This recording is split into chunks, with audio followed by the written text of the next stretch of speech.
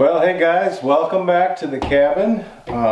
We're actually making quite a bit of progress here lately. Of course, you know, to us it seems like progress because it's just a bunch of little fine details that need sewed up, and we're left undone for a long time because of other things. But we've managed to get all of the rooms have sheetrock and paneling on them, with the exception of the kitchen there. I'll show you that here in just a little bit. But yeah, I never was so glad to get any sheetrock done than to finally finish that front room, as you've seen in some of the recent Outpost videos. Have all the insulation in the ceiling. I do have one run left that I'm going to have to put sheetrock on. Well, I'll have to put the radiant barrier on first, but I'll have to put the sheetrock on that. And then the whole ceiling will actually be done with the exception of having all of the trim put on. But as long as I can get everything insulated, get all the sheetrock up, then I feel that I'm going to be doing good for winter, and then I can work on the trim over the winter. I'll tell you what, we have had a few nights down in the 50s, we had a few nights down in the 40s. Woke up one morning, it was 44 degrees, but it was like between 75 and 80 in here. So I know I mentioned this on one of the most recent videos, but something is doing well. I don't know if it's the insulation I put in here, if it's the radiant barrier, if it's a combination of both, if it's that 1-inch siding that I've got on there also, or just everything working together. And the way we built it, it seems like, and it's not even airtight, the things aren't caulked yet, but it seems like that things are going to work real good. And if I can get all of the loose ends tied up, like the caulking and things like that, then it should do really well. I'll be excited, first of all, to see how it's going to do this winter, and then also next summer, once I get everything, you know, pretty much airtight, then to see, you know, because in the evenings it gets a lot cooler here in the mountains than it does anywhere else. So I'll be excited to see if the house will stay cooler for a long time, providing the windows and the doors are shut. So we'll just have to wait and see. But it's exciting to get it along this far. I've got a little bit to do on milling up the lumber for the front porch, but I've got 4 logs laying out there, pretty good sized logs. They may finish off what I need to at least build, you know, the frame and the decking. The handrail, I'm not really worried about that until later on, but I would like to get the decking on there. So let me turn the camera over here and let me show you what I have left on the ceiling.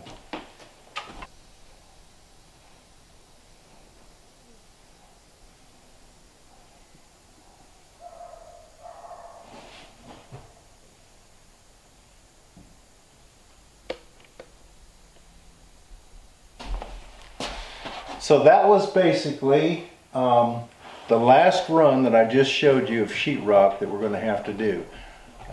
With the help, we decided not to put no more than 6 sheets up there because of the time that I have people, you know, that are able to come up here and help, and not to overwork ourselves. But if we can get 6 pieces up and then another 6, we'll have this thing done.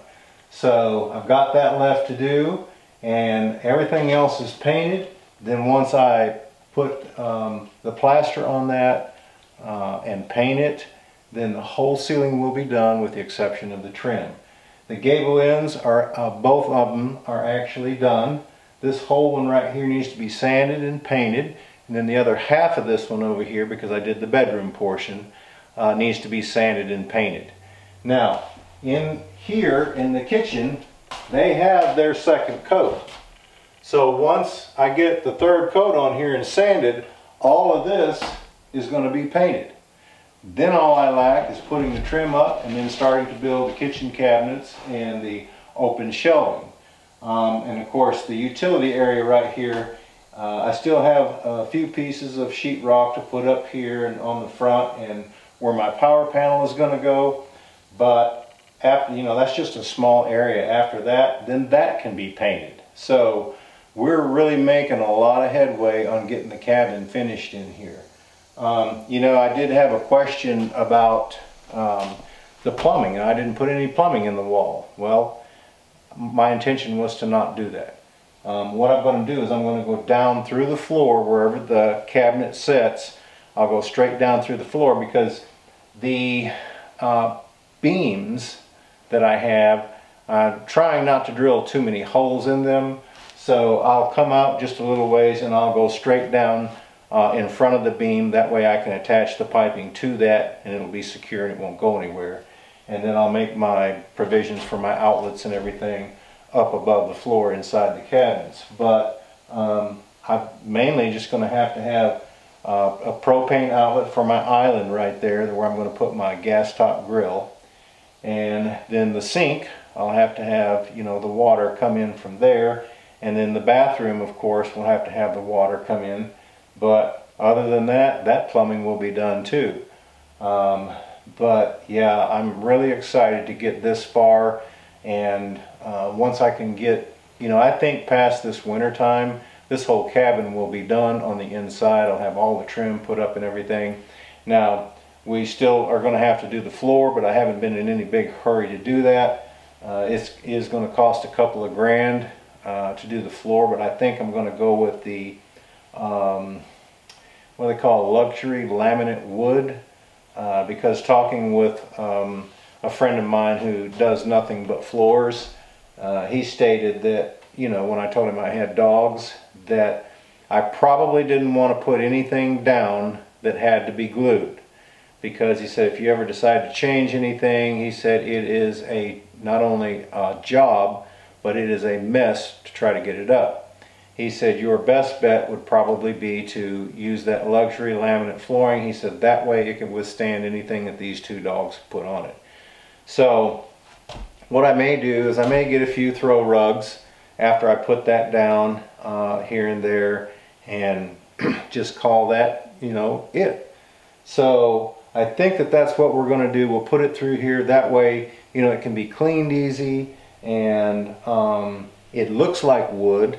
And he said that they put that in a lot of the upper scale homes now, and it really looks good. And I seen some the other day in the hardware store or the lumber yard, and I thought, you know, I really like this. So what I'm going to do is I'll take Jennifer over because, you know, she's been working with me on the interior here with colors and things like that, and ask her what she thinks the best is. There is a lighter, well, it has a little bit of a gray tint to it, but it kind of favors some of this sawn wood. So I'm not really sure if I'm going to go that way or something darker, because, you know, with a lot of this wood in here, there's enough dark anyway. So I may lighten it up on the floor a little bit to make a really nice contrast. So we'll just have to wait and see. But yeah, let me turn you around here into this front room and I'll show you what I did here. So this was the front and the last room that had to be done. I moved everything to that little tiny house out there to give myself room. I've still got, you know, some food and drinks and stuff that I keep in here, but pretty much this room is vacant. So I did get the first bit of plaster on here. So when this has a couple more coats, then it can be painted and it can be trimmed. So we're really making a lot of progress here. The other thing that I have to do and I have to think about, probably won't do it until next year, but would be the rain catchment system. You know, I wanted to do that this year, but things just didn't work out because a lot of that stuff is very expensive. So I'll work on a rain catchment system. Right now I'm carrying water and it's not that hard, you know, it's not that big a deal. So I'll continue to do that throughout the winter. And then I need to work on acquiring some solar panels and get some sort of system in here, you know, that will provide some power besides the power stations that I've got. Now, you know, they have really been a lifesaver, and, you know, thank goodness we have companies. And thank you all, you know, for supporting both of our channels, because if it wasn't for you all, first of all, we wouldn't even have a channel. And second of all, these companies wouldn't be reaching out to us. They reach out to us because of our demographics, you know, in the area that we cover around the world with people that are watching, and the fact that you guys are staying tuned all the time, and the length of the time that you're watching the videos. So thank you so much for that, because if it wasn't for you all, these companies, like I said, wouldn't be reaching out to us and sponsoring us by giving us power stations and equipment and things like that to be able to work on the homestead here and put everything together. So, you know, we're not only thankful for them, to them, but we're also extremely thankful to you all, because it's because of you that all of this, you know, is happening. So thank you so much for that. But yeah, I need to work on acquiring some solar panels, because, you know, once I can get it started and get some power up here, that's something that you can always add to later on. So if I need more power, then I add more panels, you know, and maybe get an extra battery or so, because that stuff, you know, those lithium ion batteries for the solar systems, they're expensive. So we'll just have to start out, you know, small and try to determine what our needs are going to be, and then build from there. But yeah, I'm excited that this is done.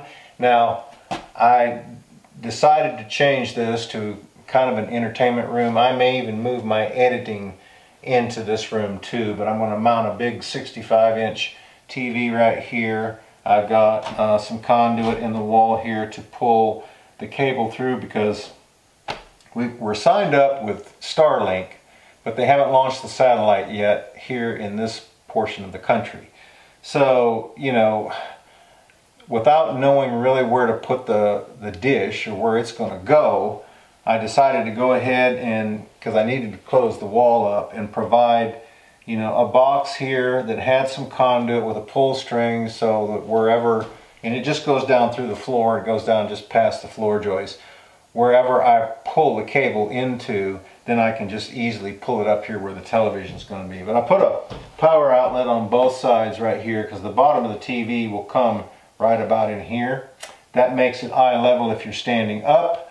And if I'm sitting down, you just barely look up just a little bit. Or, you know, you could also tilt the TV. I'm not really sure which mount that I'm going to get, but I'd also reinforce the back of the wall here with a couple of 2x10s. That way when I mount that plate here, there's no chance of it moving or coming off.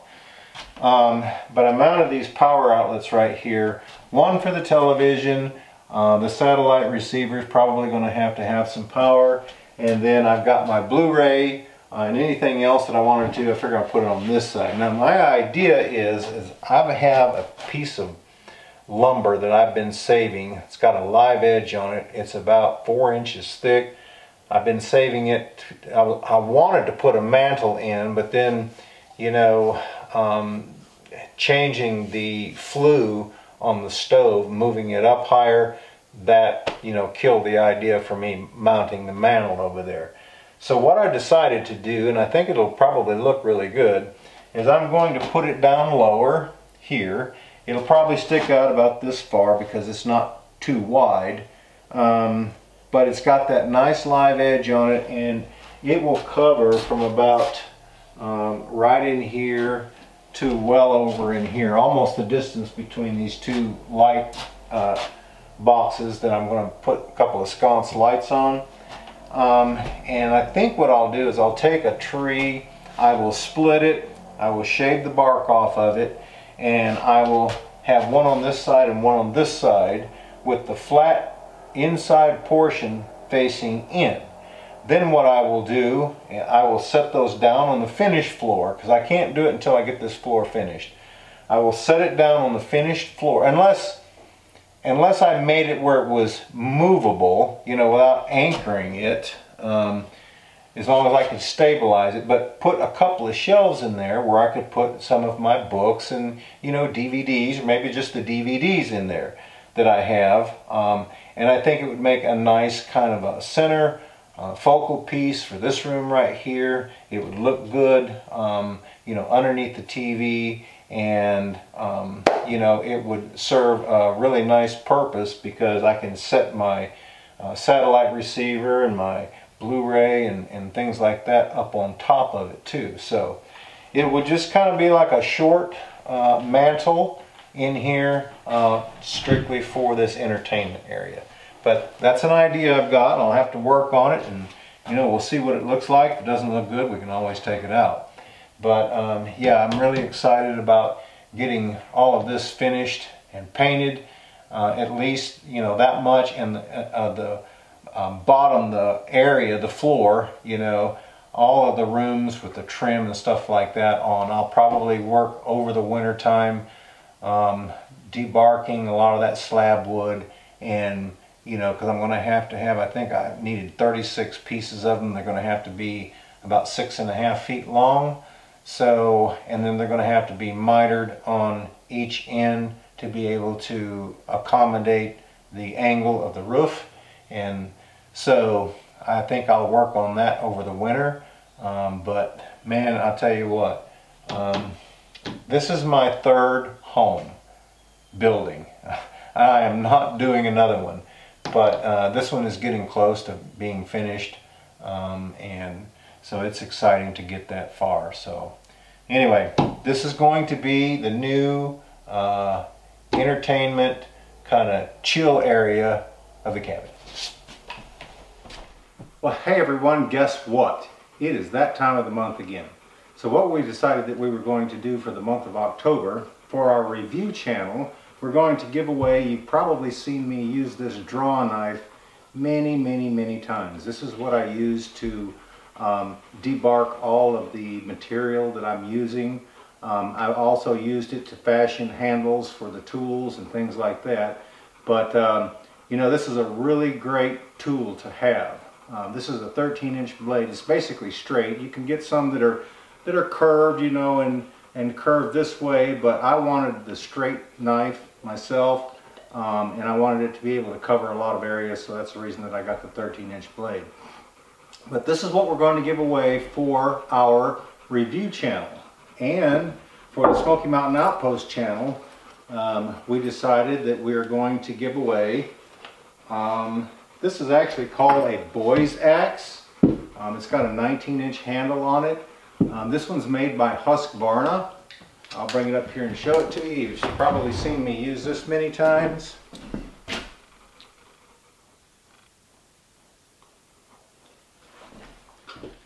But yeah, this right here is a really handy axe. Now, I mainly use this for camping, but you've probably also seen me use it around here, cutting limbs and cutting some of the knots off of the slab wood and so forth. But we decided that we were going to go and give some tools away this month. So this right here is something that everybody can use. This right here is something that everybody can use. So for the month of October on the Outpost channel, we're going to give away a what we call a boy's axe. And now here's the other thing too. If you're in a country, if your name is picked and you're in a country or a place where you can't receive gifts, then what we will do is send you a comparable Amazon gift card for the value of the axe, because I know that there are some areas that are restricted. But if not, then what we will do is, if we cannot get the Husqvarna axe, we will get something comparable to that. But anyway, we thought these are the items that we would give away for the month of October, because, you know, fall is here, winter's coming up, people might want to do a little bit of camping, they might want to split a little wood, they might want to shave a little wood, so there you go. Anyway, meet me inside shortly and we will find out who the winners are for the month of September. Okay guys, I've got the Outpost video pulled up. I'm going to put the URL right here, paste it. Then we're going to go down and get all the comments.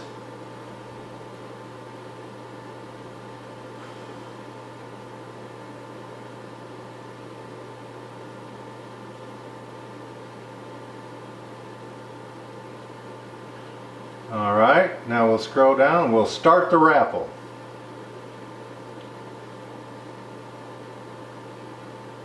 So it looks like Jerry Bailey, you are the winner for the Outpost channel.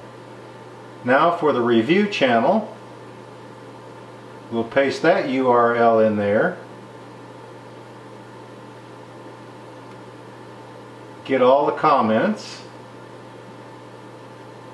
And we'll start the raffle.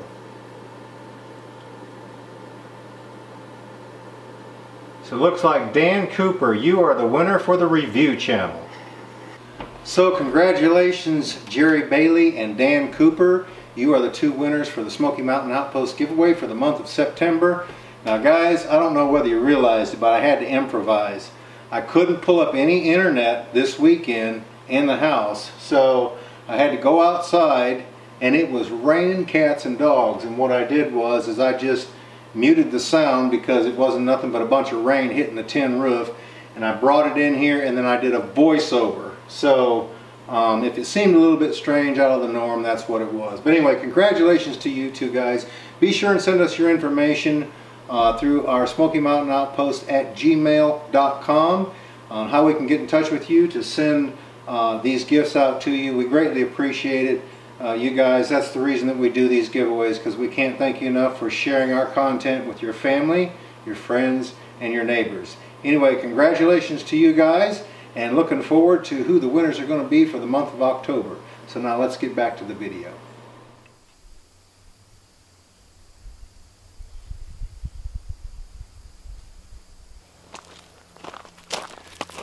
Well, I thought I would show you these logs. This tree that I cut down, I've got one log on the sawmill, which is the butt, and then these other three right here before I actually got to the top where it spread out. So I'm not sure if that's going to saw up all the lumber that I need. We'll just have to wait and see. But I've already got all the floor joists cut. All I need is just a few 2x10s to go around the perimeter, and then, you know, the decking material. So we'll have to see how much this is going to make. But I'll tell you what, this tree was full of poison. You can see a lot of these, this vine system right here, and some of it I actually cut off. It was probably this big or even larger. But we were wearing long sleeves, you know, we had gloves on and everything, and hopefully, okay, now that was yesterday, hopefully I haven't found any places that have broken out yet, but we'll just have to wait and see, you know, because I'm highly sensitive to it, so if it touches me, I'll form a blister. But yeah, it was almost like a poison tree, because it was just loaded with it, and a lot of that had been pulled off because when I sawed the tree down, it fell across the creek because it was on the opposite side. I couldn't really get to it, but I knew if I could lay it down across the creek, if I could trim up all the limbs, then I could actually pull it. And that small tractor, of course, it's got a 39 horse diesel engine on it, but it pulled, each one of those right there are 12, so that's 36. I've got the 8-foot piece, which is the butt, because it had a little bit of a crook in it, and I tried to cut that crook out. So I've got an 8, or maybe it was a 10-foot. But anyway, I've got that piece on the sawmill, and so if you add that together, it was either 42 or 46 foot, and that's a pretty good sized tree. And I pulled it across the creek. I don't even think half of the tree was on my side. The big half of it was on the opposite side, but I managed to be able to pull it across the creek and to where I could actually saw it, grab a hold of it, and bring it up here. But yeah, I had had my eye on that for some time. It was just, you know, like I said, it was full of poison, and I thought, you know, I'm going to cut that down because that is a nice straight yellow pine tree, and I need some good decking material for the cabin, so that's what I'm going to saw up. But I had to show you that because I wished I'd have thought to take the camera down there and get a picture of it or some video of it before I actually cut it down. But dragging it drug a bunch of that off, but there was still a whole lot that was attached to it. It was crazy. It was loaded up so much. Well, I thought I would come up here to the kitchen where I've got my favorite rocking chair and see if I can answer a few questions for you all. And a lot of them are just basically statements, but the one says, I love the mix of Victorian and Western country together. The time periods were the same, so they are perfect together. And I think that that's true. I think that everything that I picked out, the way that I built and designed the cabin, works really well with a lot of that antique stuff. So I'm on the lookout for more of it. And one of our longtime subscribers from North Carolina, he writes, I don't think people really realize how much slab wood a sawmill can produce. Depending on the size, sweep, and taper of the log, you might lose half or more to slab wood. People who run commercial sawmills will buy logs that are more or less perfect just to avoid their waste. The slab wood is left in the woods as tops and cutoffs. People like you who saw dead, dying, and down timber get cheaper logs but have to deal with the waste. I'll bet you have to go through a lot of slabs just to find the one that is suitable. Well, let me say this. You know, when I first started learning how to saw, and I still don't know a whole lot about it, but what I did was I just laid the log up there and went through and cut a plane, rotated it 90 degrees, cut another plane, and did that 4 times until it was square. But somewhere on YouTube I watched a guy sawing, and what he would do is he said always face the small end towards the saw head. So I started doing that. And then what you do is the larger end is facing away from you, and you jack up this side of the log so that when you cut your plane, you're cutting the same amount of bark off plus a little bit of the lumber, you know, to make that first pass. So it's basically level. And then you rotate it 90 degrees and do the same thing on the next side. Of course, once you rotate it the 3rd and the 4th time, there's nothing that you can do because you've already got those 2 level planes that are 90 degrees from each other. And, you know, you're left with cutting basically a wedge out of the 3rd and the 4th side. But that way you only have half the waste. Now, a lot of this slab wood that I've been debarking has been the portions that came from when I cut and was level. The other portions are not really usable because they may be this thick on one end and this thin on the opposite end. But that's just, you know, the nature of the beast. Like he said, you know, they will buy something that's almost perfect. You know, a lot of these poplar trees are pretty much perfect going all the way up. That's what I cut the post and beam for in the cabin. But when you get to the pine trees and things like that, you know, you end up with some crooked. Now, a lot of the white pines that I have not cut any of those because I don't want to, because I really like those trees. I really like the big furry needles that they have on the top, and they just look so nice, so I've left those. What I have built with up here has been yellow pine, and a lot of those are crooked, you know, and whatnot. And like I've said multiple times, it seems like those come down in a storm of whatever type, you know, whether it's snow, heavy snow, wind or whatever, you know, they uproot for some reason. I don't really know what the difference is, but they do. And so, you know, those are the ones that I chose to use to build the cabin out of. But anyway, that has saved me a lot of material because some of those slabs when I first started, you know, I had a whole bunch of wood on one end, and I thought, well, man, this is a big waste. So I did learn that little trick right there. So if you have a sawmill, you might want to try that because it will save you a whole lot of material. Had a guy write, he can't decide whether he likes this channel or the main channel. He said both are great.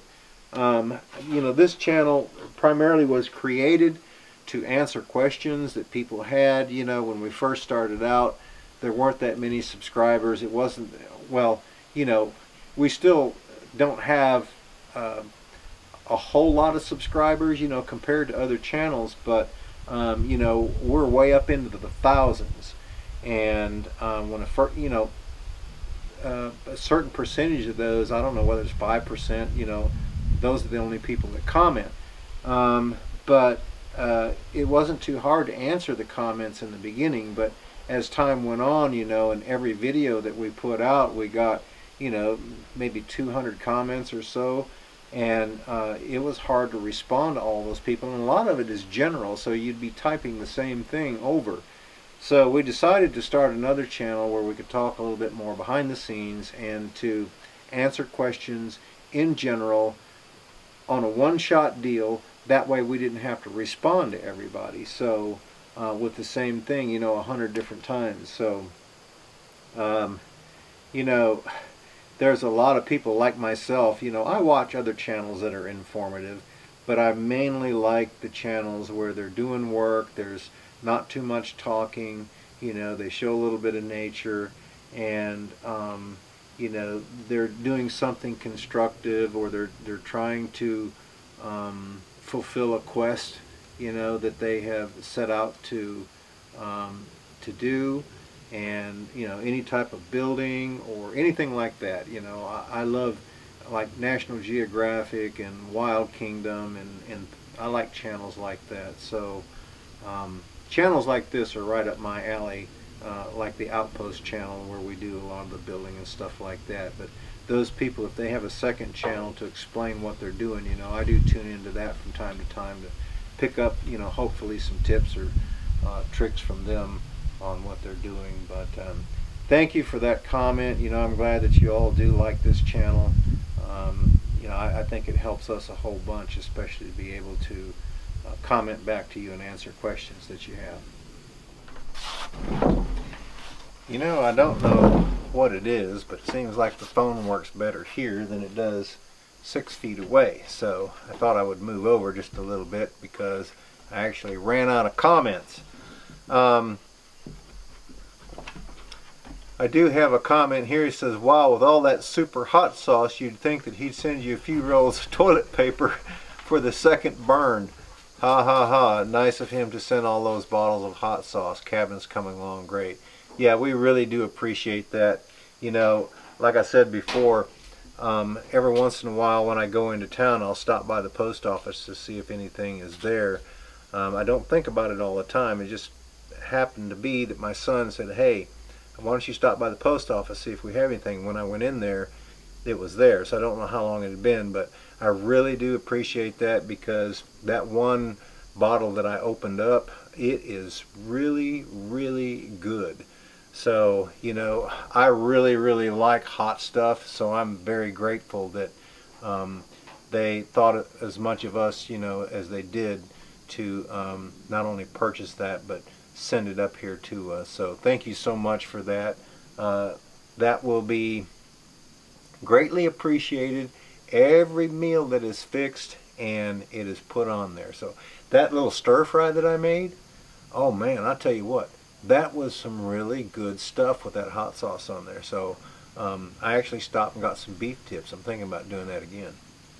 You know, I have a guy here, I can't remember exactly what state he's in, but he said that one of the stores near him sells some minced garlic, and he's got a large mixed breed dog that came to them as a stray but has taken up residence with them.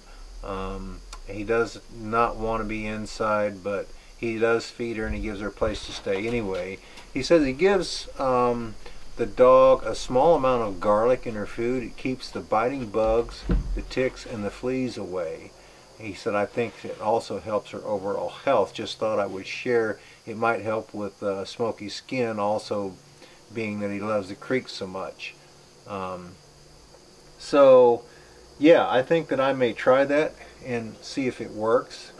Haven't had really any trouble with fleas, haven't seen any on him or anything. but you know, a lot of the people that I've talked to said that labs are prone to like skin irritations, not like dandruff, but you know, I'm not really sure, but he does scratch like right around in here a lot, and I noticed a lot of flaking right there. So I will, you know, give that a shot and see if that helps him. So when I was at the vet, they gave me some sort of a shampoo to rub on him. So it hasn't quite taken effect yet, although I think that he scratches a little bit less than he used to. But we'll have to give that a shot and see that, you know, if that not only helps, you know, his overall health, but especially the ticks, because I have found a few ticks on him. They weren't really bad this year. Didn't see any last year or the year before that, but this year I've seen a few and pulled them off of him. But you know, hopefully if that does work, then you know, those few wouldn't even get on him. So I'll have to give that a shot. Somebody else said, are those light switches behind the door? If so, what was that intentional? I guess some people prefer that. Not sure though. Well, no, it wasn't intentional. You know, I got those two doors. That one was really damaged, and I got it at such, you know, a cheap price. I went ahead and got it, but I already had everything wired and had that already fixed and done. So I thought, you know, it wouldn't be that big a deal to open the door and reach around the corner and turn the light on. I wanted a left-handed and a right-handed door, but as it turned out, I got two of the same and really couldn't pass that deal up. So I decided, you know, that it wasn't that big of an inconvenience to just go ahead and leave it there. And but you know, I'm also going to have the front porch done, and that one is exactly where I wanted it. So we may end up using the front porch more than we use the back porch. But anyway, yeah, that's the reason that it's behind there, because I didn't want to pass up that good deal on that steel outside door that I got. I have another one here, and I know some people are more sensitive. I have a nephew who thought that ketchup was a little too spicy, but he says, Richard and Patrick, that Carolina Reaper hot pepper sauce will burn you a new one, boy. Be careful eating too much of that. You'll have to go to the bathroom in the creek the next morning because it burns on both ends. To me, it's not that hot. When my daughter makes salsa, or if my sister or niece makes salsa for me, they get to the point where they can't even taste test it because it's smoking to them. But to me, you know, it's just right. I don't know what it is, but I can eat pretty hot stuff. You know, I don't eat hardly any sweets at all. I can't handle it. I don't like it. I like sour stuff, and I like hot stuff. But anyway, yeah, desserts, you know, you really won't, if I'm cooking like on a holiday or something like that, you won't find a lot of desserts on my table, because I just don't think about it, because, you know, I don't frequent that table. Whenever there is a picnic or a get-together or something like that, you know, a lot of times they have a dessert table. I don't even go near it because, you know, like I said, I don't like sweet stuff too much. But anyway, yeah, I thought that was kind of funny when I got that comment, because, you know, some people, hey, if it's got the slightest little burn, they're like, whoo, that's hot, you know. But I'm just the opposite. I'll be like, whoo, that's good. Then I got another comment. It says, good morning, Richard. Just got a ton of rain. We needed it. Just sitting here thinking about your bluegrass buddies. It's been a while. And that's true. We did contact them because it was about this time last year that they came up and played some music for us. And I'm trying to get them back up here, so you all be on the lookout for that. One of them was having some issues with blood pressure. So if you remember the one that played the acoustic guitar, he's been having some issues with his blood pressure. So, but hopefully, you know, he can get that under control and they can get back up here and play some music for us, because we did have a really good time with those guys up here and their wives. But yeah, it was a great time listening to some of that old Appalachian music. So y'all be on the lookout, because hopefully they'll be back. You know, I also want to say that YouTube is having some issues, so these videos that I just loaded up, they're going to be coming out much earlier. It seems like the only option we have now is from midnight to 1:30 a.m. in 15-minute increments. I don't know what the issue is, but a lot of times, you know, there will be troubles with the thumbnails posting, or different types of analytics not being available. And now it seems to be the time that, you know, you want them to go online. So we do apologize for that. But I called my son. I told him, I said, hey, this week is the same thing. We got, you know, 3 more videos that are going out. There's nothing that I can do about the time, so I do apologize for that. But you know, if and when they get that fixed, then I will, you know, go back to the same schedule at 5 a.m. as Eastern time is when I normally put those up. So I just wanted to say that, you know, it's not something that we're changing, or it's not anything new on our part. It's just issues that YouTube may, and they may have changed it. They, you know, that may be the way it is, and if it is, you know, those are the choices that I'm going to have. And you can't even do it manually. When you pull down a little drop down menu, you have to select one of those. So I do apologize for that, but y'all just bear with us, and when they get that fixed, then, you know, we'll be back on a regular schedule. But guys, I'm going to go ahead and end this video here. Really appreciate you stopping by, hanging out with us up here, not only on the review channel, but on the Outpost channel too. So if you're new here, be sure and go check out Smoky Mountain Outpost. That's where we do a lot of the work here on the homestead.